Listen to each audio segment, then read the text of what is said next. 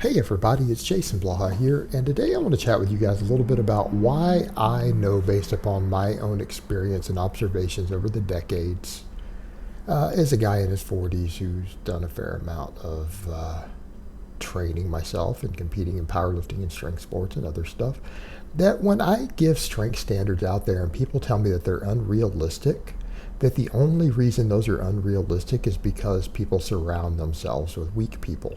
Right? And because the expectation has been set, because the majority of people who go to commercial gyms have never trained correctly, they've never been on a structured program that follows any sort of basic principles, and that's 95% of people who work out, that people just don't understand what is possible when a human being, even of average genetics, goes on a properly structured progressive overload program based upon basic scientific principles, right? They don't understand what's possible. So when I tell guys that, look, on some of my novice programs, I really expect a lot of you, and these are hypertrophy programs, right? These are not powerlifting programs. They're not strength specialization programs, right? These are to get you big. That I expect people at the end of 1 year, healthy young men, or even healthy middle-aged men to some extent, to be able to bench 225, squat 315, deadlift 405, usually for reps. That's perfectly reasonable. What are the strength standards that I set as for you as a drug-free lifter to look like you lift? For you to look like you lift walking down the street wearing a t-shirt, like a t-shirt I have on here, for you to look like you lift as a natural lifter, you probably need to hit my 5 basic strength standards. And I say that almost anyone who's not excessively short or doesn't have major health issues or just the bottom of the bucket genetics, that anyone should be able to hit those numbers. And what are they? 500 deadlift, 400 squat, 300 bench, 200 press, it's overhead press, and 100-pound dead hang pull-up or chin-up. That if you hit all 5 of those, and note that I say all 5, it's important that you hit all 5. If you can only hit 3 of them, you obviously are not meeting my standards.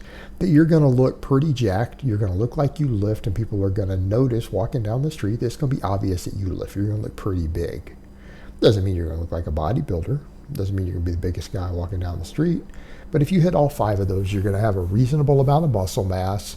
You're going to have a reasonable body composition because you have to, because of the weighted pull-up. Like if you're real fat, you're going to struggle with that one. That's why all 5 are there. Or if you don't hit the lower body ones, it's easier to hit the upper body ones in some cases, like the pull-up, because you're going to weigh less. So this is going to be easier, so you don't have to be as strong.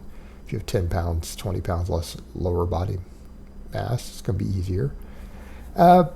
You should be able to hit those, though, that I think are perfectly reasonable for someone who's been training 3 to 5 years on a good structured training program. And these are lifts I've way exceeded in my 40s on camera. Like what you guys see me doing right here is only some recent numbers after an injury, cutting, everything else. Like I've lifted quite a bit more on camera than anything even here, and I'm easily hitting all these lifts, right? I'm easily hitting them in my 40s. So the point we come to, people say, well, these standards are crazy. They're excessive. Normal people can't do that. People at my gym don't do it. And the point I would make is just because you choose to go to a gym full of weak pussies who never learned how to train, right? Because you choose to go to a gym full of weak pussies who never learned how to train, who never learned the basics or the fundamentals of any basic rudimentary strength program, which will incidentally get you big also, doesn't mean that my standards are unrealistic. And, what is it that we've learned about sports performance? And what is it that we've learned by observing people in gyms and everything else? Usually when someone breaks some record in the sports world, what happens? Like there'll be some standing record, like there's stuff from the 20s or 30s that people thought, oh, this is a record that will never be broken. That record gets broken, and then all of a sudden, within 10 years, 20 other athletes are crushing it. Why? Because people realize that it's possible. We remove the mental blocks. And what is it that you notice? Like when you step outside of the normal commercial box gym and you go to real gyms, what happens? If you walk into a gym where the average guy squats 500 pounds and you start training there, what happens? Every one of you older guys know what I'm going to say. You guys know. You will squat 500 pounds. Why? Because you're put into an environment surrounded by people who know how to get to a 500-pound squat. You're put in an environment where there's a motivation to get a 500-pound squat. You're put into an environment where if you see 25 different guys who can squat 500 pounds, it's not that big of a deal. It's not unobtainable. You start doing what they do. You ask them how they get there. You watch what they do. And in a few years, you're squatting 500 pounds. That's what happens. Why? Because the expectation has changed. And because you learn how to actually do it. Now, I understand that we're talking about performance here. It's not necessarily for hypertrophy goals, because hypertrophy is going to be limited by frame. And usually most of the people who you think of as really big, it's drugs, right? They've gotten there through drugs.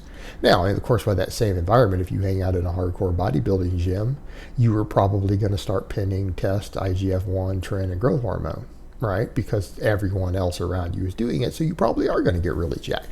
You're probably going to start syntheling your biceps and injecting shit into your arms because they're going to be not as big as everyone else, and everyone else does it. So that holds true even in that environment too, doesn't it? And the joking aside about that. But the point is, I set these standards because I know what people are capable of. I've watched people over the years, and I've watched people of average genetics. I have written programs that I put out and observed people's training logs, right? I've been doing YouTube for over 6 years. Over 6 years. I put out one of my first 5 videos was my original Novice 5x5. Do you guys know that when I put it out for months, I spent like the first year going and reading people's training logs? I had a small channel, guys. It took me probably a year to get to 10, 15,000 subscribers, right? Originally. And I went and read people's training logs. And you know what I noticed? I saw lots of guys running my program. And every time I found a training log of someone running my program, for at least 30 people, I read their logs. I looked to see where they're at 3 months, 6 months, 9 months, 12 months. And you know what I found? I found that even fatties who ran the program, who were cutting, oftentimes still hit my strength standards. And I saw any skinny guy that bulked up and was willing to actively gain weight, they also reached those standards. I've also been watching lifters over the decades, and you know what I found? That anyone who applies themselves, who is willing to train correctly, absolutely can reach the strength standard that I've set. People talk about, oh no, that's only for really gifted people. No, it's not. The really gifted people destroy those. Well, let's be honest here. 400 squat, 500 deadlift. You think that that's gifted people? That's average Joes. You want to know what gifted people do? Gifted people who train hard and train correctly squat 500. They deadlift 600. Without drugs. That's what gifted people do. People with really good genetics, that top 1%, they get to 500-pound squats. They get to 600-pound deadlifts. They get to a 350 bench with no drugs. That's what gifted people do. No, I'm talking about average Joes. The average Joe, again, and I understand some people are average, and I understand at a certain point height can make a difference. It can hurt you pound for pound. Well, it helps you pound for pound, but your relative strength will be limited by your frame size. But pound for pound, you have an advantage because you're moving the weight a shorter distance. Keep that in mind. A guy who's 5'4" benching 300 pounds is weaker than a guy who's 6'1" benching it. He is weaker because he can lift more weight with less force.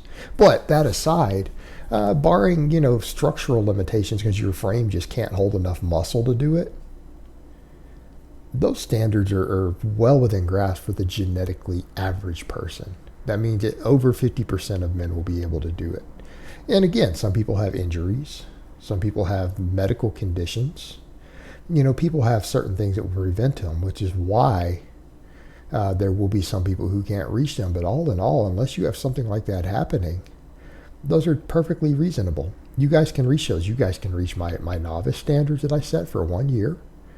You can reach those lifetime standards I set. And people say, but I've never seen people lift that in any gym I've been into. Well, it's not that they're not capable. It's that they just don't know how to train. And what I'm telling you is that when you understand how to train and you accept that those limitations are not really real limitations, that they can be achieved, that they can be done by the average person, and you follow the programs that everyone has used who got there which is the most basic of programming usually, what you will find is that I'm really not making that up. You just have to remove that block from your mind that's telling you that it can't be done.